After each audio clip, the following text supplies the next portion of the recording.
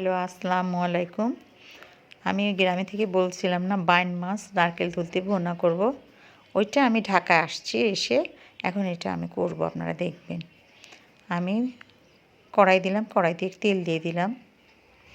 বাইন মাছটা কিন্তু আগে থেকে লবণ, হলুদ এবং শুকনো মরিচের গুঁড়ো দিয়ে একটু মাখায় রাখছিলাম। এখন ওটা আমি একটু তেলের পরে দিয়ে একটু নাড়াচাড়া করে নেব, একটু ভেজে নেব আর কি, হালকা করে।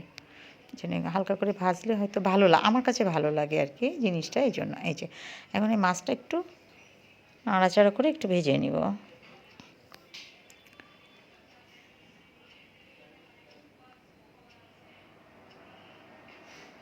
বাইন মাছ খেতে অনেক মজা লাগে কিন্তু।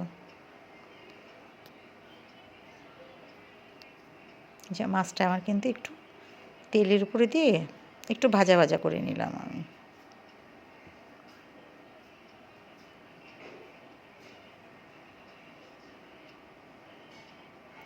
হাতে না, একটা হাতে আমার ব্যথা, আমার বিল্লু আমাকে খোঁচা মেরেছে হাতে, এই জন্য একটু কষ্ট হচ্ছে। আবার আমি তেল দিয়ে দিলাম।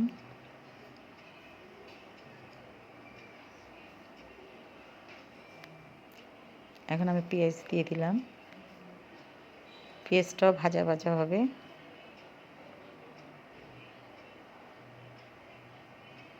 পেঁয়াজটা দেখেন লাল হয়ে গেছে।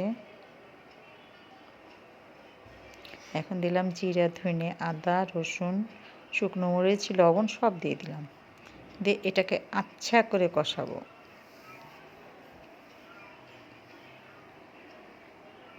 ও ধনের গুঁড়ি দিলাম একটু।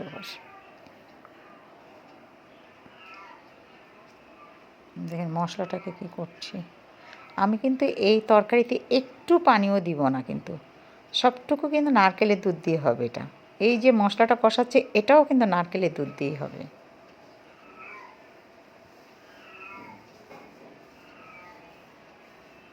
মশলাটাকে ভালো করে ভুনা ভুনা করে নিয়েছি। এখন ওই ভাজা মাছটা আমি এখন এটাকে ঢেলে দিলাম। ঢেলে দিয়ে আর একটু নাড়াচাড়া করে আবারও কিন্তু একটু পানি দিয়ে সুন্দর করে করবো আমি। হ্যাঁ দেখেন তো, এই যে এখন এটা আমি পানির বদলে আবারও নারকেলের দুধ দিয়ে দিলাম, ঝোলের পানিটা।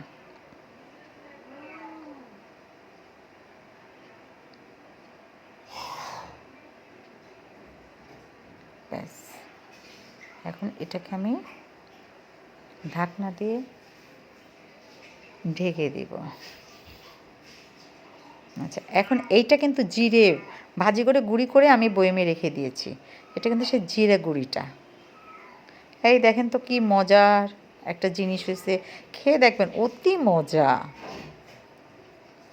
যদি ভালো লাগে তাহলে পাশে থাকবেন, শেয়ার করবেন, কমেন্টস করবেন, সাবস্ক্রাইব করবেন। জি।